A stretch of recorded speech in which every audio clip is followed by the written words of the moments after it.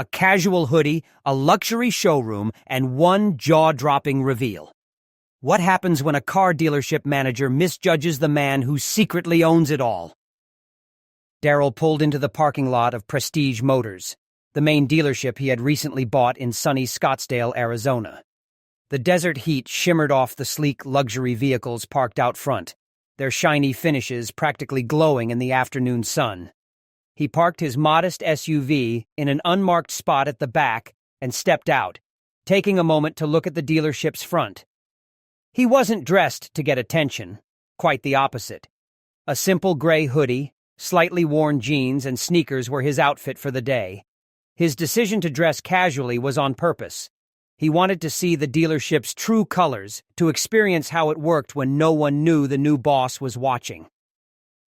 As he walked towards the entrance, he noticed a small group of employees inside chatting near the front desk. The faint sound of laughter and casual conversation carried through the glass doors. Darryl opened the door and stepped inside. The air-conditioned showroom was a stark contrast to the heat outside, filled with the faint smell of leather and fresh wax. Rows of perfect cars gleamed under the bright overhead lights. The chatter quieted as he walked in. Darryl caught the brief glances exchanged between the employees, their eyes flicking to his hoodie and sneakers. He felt the subtle shift in energy, the kind that spoke louder than words. But he wasn't here to make assumptions. He was here to observe. Then from across the showroom, she appeared. Susan was a middle-aged woman with sharp features and an even sharper gaze. Her tailored blazer and polished heels spoke of authority, and the clipboard tucked under her arm added an air of efficiency. She approached with purpose, her heels clicking against the polished floor. Her esprit. Eshin was polite at first glance, but there was a tightness in her smile that didn't escape Darryl's notice. "Excuse me," Susan began, her voice cool and clipped. "Can I help you with something?" Darryl smiled, his demeanor calm. "Just here to look around," he said casually, gesturing towards the cars. Susan's eyes narrowed, scanning him from head to toe. Her polite mask slipped ever so slightly, replaced by something less welcoming. "Are you shopping for a car?" she asked, her tone carrying an edge of doubt. Darryl nodded, still smiling. "Something like that." Susan's lips pursed. "Well, we cater to a very specific clientele here. Most of our inventory requires pre-qualification. Perhaps I could recommend—" Before she could finish, another employee called out, "Hey, Susan, the delivery guy is here." Her attention wavered for a moment, but her gaze snapped back to Darryl as though making sure he wouldn't wander too far. Darryl raised an eyebrow but kept his tone light. "You're assuming I'm not qualified?" The question seemed to catch her off guard, but only briefly. She recovered quickly, her posture stiffening. "I'm just trying to save you some time," she replied with a forced smile. "These vehicles start at 6 figures. Maybe I can direct you to—" Darryl's expression didn't waver, but internally he noted her choice of words. His calm composure was unshaken, but the subtle sting of her assumptions was undeniable. The moment lingered, tension hanging in the air as Susan stared at him expectantly. Darryl glanced around the showroom, pretending to admire one of the nearby cars. It was a sleek silver coupe with an aggressive design. His fingers brushed the door handle, and he glanced back at Susan. "Nice car," he said simply. Her brows furrowed slightly, but she forced another smile. "It is. Perhaps when you're ready to make a serious inquiry, we can set up an appointment. For now, I'll have to ask you not to touch the vehicles." Darryl stood there for a moment, considering her words, before stepping back from the car. He nodded once, hands in his pockets, and gestured for her to continue. "All right, let's hear it. What would you recommend for someone like me?" Susan blinked, surprised by the directness of his question. But before she could respond, Darryl added, "If you think you know what I need, I'm all ears." Her polite facade cracked just enough to reveal the impatience underneath. Maybe something a little more budget-friendly. I can give you directions to a dealership that specializes in pre-owned vehicles." Darrell smiled faintly, but it didn't reach his eyes. He'd seen enough. "That's quite the assumption," he said softly. The statement hung in the air, and for a brief moment, Susan faltered. Then, regaining her composure, she straightened her shoulders. "I'll be back with a list of options," she said, walking away briskly. Darrell watched her go, his expression unreadable. He turned back to the silver coupe, his reflection staring back at him in the shiny finish. This was going to be an interesting day. Darrell stood in the center of the showroom, hands in his pockets, his gaze drifting over the lineup of cars. He wasn't one to jump to conclusions, but Susan's dismissive attitude was hard to ignore. Around him, the staff had resumed their conversations, though he caught the occasional glance in his direction. It was the kind of scrutiny he'd become used to over the years. The silent judgment, the coded looks. Susan returned a moment later, her clipboard clutched tightly as though it were a shield. Her brisk stride and forced smile betrayed her annoyance. "All right," she said, stopping a few feet away from him. "I've put together a few options that might be more suitable for your situation." Darrell tilted his head slightly. "My situation?" "Yes," Susan replied, her tone clipped. She handed him a printout of pre-owned vehicles, each with detailed descriptions and price tags well below the dealership's typical offerings. "These are more accessible models, reliable, economical, and, well, practical." Darrell took the list without a word, his eyes scanning the page. A used sedan, an older SUV, a compact hybrid. His lips twitched in faint amusement, but he quickly hid it, folding the paper and tucking it into his pocket. "Appreciate the effort," he said, his tone even. Susan seemed momentarily disarmed by his response, but she quickly recovered, her hands resting on her hips. "Listen," she said, her voice dropping as if she were about to share a secret. "I'm just trying to be realistic with you. Prestige Motors isn't for everyone. I don't want to waste your time."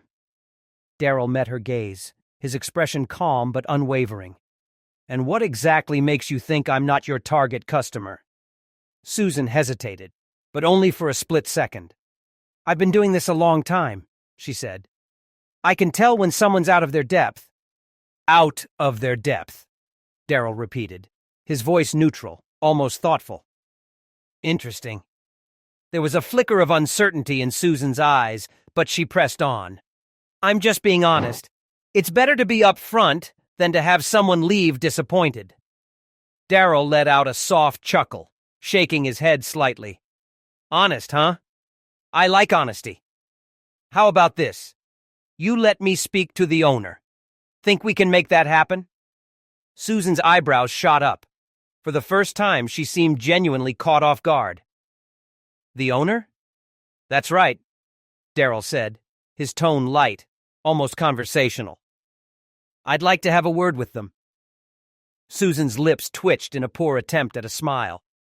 "Well, that's not possible today. The owner doesn't just drop by for casual visits. They're a busy person." "I'm sure they are," Darrell said, nodding slightly.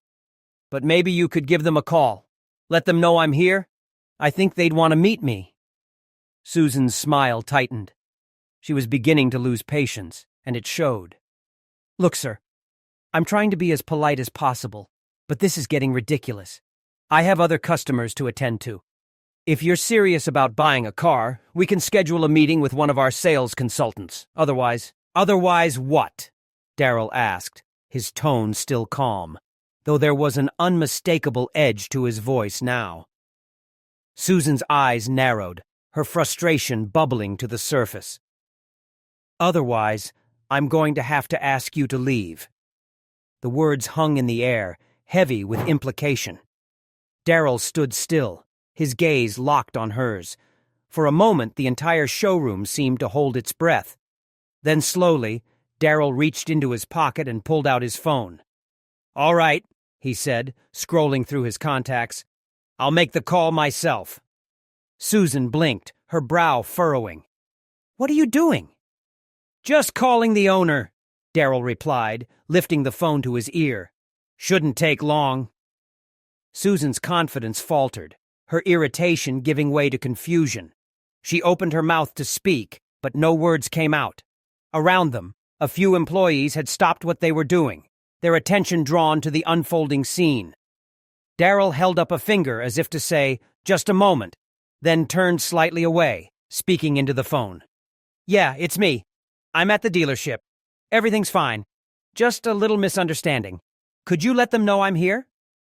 He ended the call and slipped the phone back into his pocket, turning back to Susan.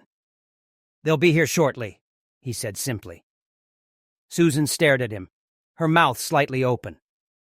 Who did you just call?" Darryl didn't answer right away. Instead, he glanced around the showroom, his gaze lingering on the staff who were now watching intently. "Guess we'll find out," he said, his tone almost playful. The tension in the room was palpable, the weight of it pressing down on everyone present. Susan shifted uncomfortably, her composure beginning to crack. Minutes passed, but the room felt frozen in time. Susan busied herself with her clipboard, though her movements were stiff and deliberate, betraying her unease. Darryl, on the other hand, stood casually by one of the luxury SUVs, his calm demeanor only adding to the tension. The few employees scattered around the showroom whispered to one another, stealing glances at the unfolding scene. It was clear everyone was waiting for something, or someone. The sound of the main doors opening broke the silence. A sharply dressed man in a navy suit stepped inside, his polished shoes clicking softly against the tile floor. His expression was serious but warm, and his eyes immediately found Darryl. "Mr. Carter," the man said with a wide smile, extending his hand as he approached. "So good to see you." Darryl returned the handshake with a firm grip, a small smile tugging at the corners of his lips. "Thanks for coming, Alex. Appreciate it." The room collectively stiffened. Susan's clipboard nearly slipped from her hands as her eyes darted between Darryl and Alex, the dealership's regional director. Her confusion quickly morphed into visible alarm. "Wait, Mr. Carter?" she echoed, her voice uncertain. Alex turned to her, his friendly demeanor shifting into something more professional, almost curt. "Susan, I see you've already met Mr. Carter." Susan blinked, her mouth opening and closing as though searching for the right words. I didn't realize..." "You didn't realize he's the new owner of this dealership," Alex finished for her, his tone sharp. He glanced at Darryl, an apologetic look on his face. "I trust this wasn't your ideal welcome." Darryl raised a hand, stopping him. "It's all right, Alex. I think Susan and I just got off on the wrong foot." His voice was calm, but there was a weight to his words that made the entire room hang on to them. Susan's face turned ashen, and she took a step back, her clipboard clutched to her chest like a lifeline. I'm so sorry," she stammered, her voice barely above a whisper. "I didn't know." "You didn't know what?" Darryl asked, his tone still gentle but firm. "That I could own a place like this? That someone like me might actually belong here?" Her eyes widened, and for a moment she seemed utterly lost.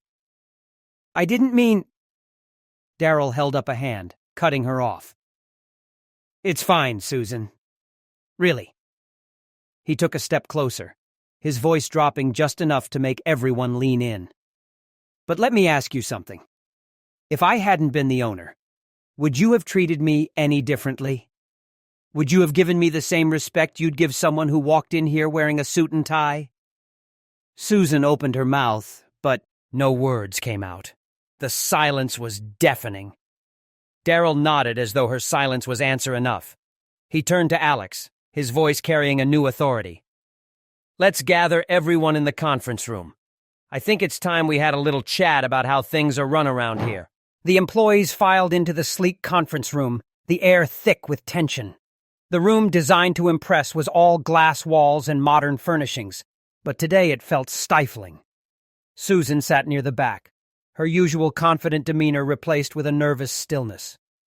Darrell stood at the head of the table, calm and collected, his presence commanding the attention of everyone in the room. Alex remained near the door, arms crossed, his expression unreadable as he watched the staff take their seats.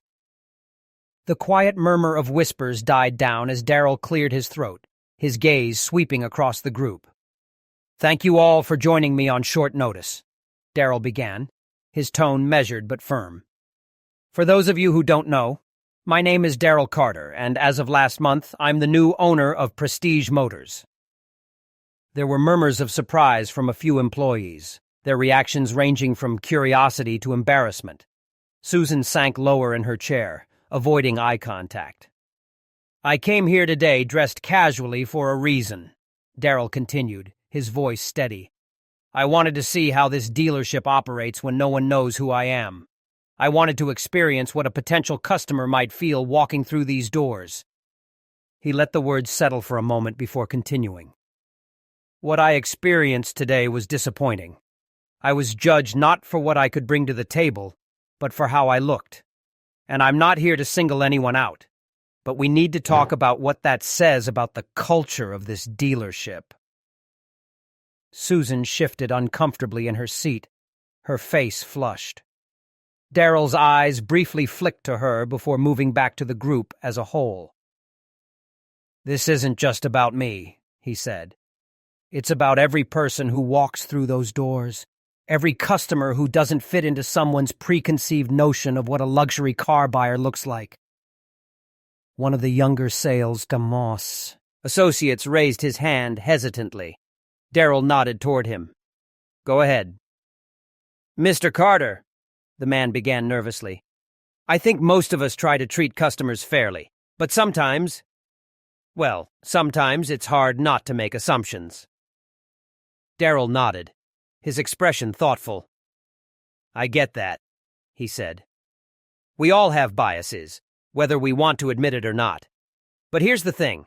It's not enough to just try to be fair. We have to actively challenge those biases. We have to create an environment where everyone feels respected, regardless of their appearance, background, or anything else." He paused, letting the words sink in before continuing. "This dealership has built a reputation for excellence. But excellence isn't just about the cars we sell. It's about the experience we provide. And from now on, that experience is going to be built on respect, inclusivity, and fairness." There was a ripple of agreement around the room, though a few faces remained wary. Darrell's gaze settled on Susan, who sat frozen, her hands clasped tightly in her lap. "Susan," he said gently but firmly, "I want to give you the opportunity to speak. Is there anything you'd like to say?" All eyes turned to her. She hesitated, her voice barely audible when she finally spoke. I made a mistake," she admitted, her cheeks flushed. "I misjudged you, and for that, I'm truly sorry." Darrell nodded, his expression unreadable. "Thank you for saying that," he said. "I hope this experience will serve as a reminder for all of us, not just you, because change starts with accountability." He turned back to the group. "Moving forward, we'll be implementing new training programs to ensure this dealership represents the values I believe in. Every customer deserves to be treated with dignity. No exceptions. If anyone has an issue with that, now's the time to speak up." The room was silent. The silence in the conference room was deafening, broken only by the faint hum of the air conditioning. No one spoke, but the weight of Darrell's words lingered, pressing on everyone present. Darrell let the quiet stretch just long enough to make his point before speaking again, his voice calm but resolute. "Good," he said. "I'm glad to see we're all on the same page. Change isn't always easy, but it's necessary. and this dealership is going to lead by example. He took a step away from the table, his hands resting lightly on its edge as he leaned forward slightly. Let me make something clear. I didn't come here today to humiliate anyone. I came to understand what kind of culture I've inherited and how we can make it better. His eyes moved to Susan, who still sat quietly near the back. Susan, he said, his tone softening just enough to make it clear he wasn't attacking her. You're an experienced manager, and I'm sure you've worked hard to get where you are. But today was a wake-up call, for you and for all of us. Susan looked up, meeting his gaze for the first time. I understand, she said, her voice shaky but sincere. I was wrong, and I'll do whatever it takes to make this right. Darryl nodded. I believe in second chances, he said simply, but accountability comes first. I'll be meeting with you one-on-one to discuss next steps. For now, let's focus on moving forward. He straightened, turning his attention back to the rest of the team. We're not just selling cars here. We're building trust, creating relationships, and representing a standard of excellence. If you're on board with that, I'm here to support you every step of the way. There was a murmur of agreement, this time louder and more genuine. The staff seemed to relax, the initial tension giving way to a sense of renewed purpose. Even Alex, who had been standing quietly by the door, nodded in approval. Darryl smiled faintly, the kind of smile that hinted at both relief and determination. All right then, let's get back to work. And remember, how we treat people matters more than anything we sell. As the employees began to file out of the room, Darryl caught Susan lingering by the door. She approached him hesitantly, her hands twisting nervously. Mr. Carter, she began, her voice low. I want to thank you for giving me a chance to do better. I won't let you down. Darryl looked at her for a moment before responding, his voice steady. I hope you mean that, Susan. Actions speak louder than words, but I believe people can change if they're willing to try. She nodded, her eyes earnest. I am. Darryl watched her leave before turning to Alex. Let's set up a meeting with the staff next week, he said. I want to make sure everyone knows what's expected moving forward. Alex grinned, his respect for Darryl evident. You've got it, boss. As Darryl stepped back into the showroom, he glanced around at the cars, the gleaming surfaces reflecting the afternoon light. He thought about how much work lay ahead, but for the first time that day, he felt optimistic. This wasn't just about running a dealership. It was about creating something bigger, a space where people were judged by their character, not their appearance. And Darryl was ready to lead the way.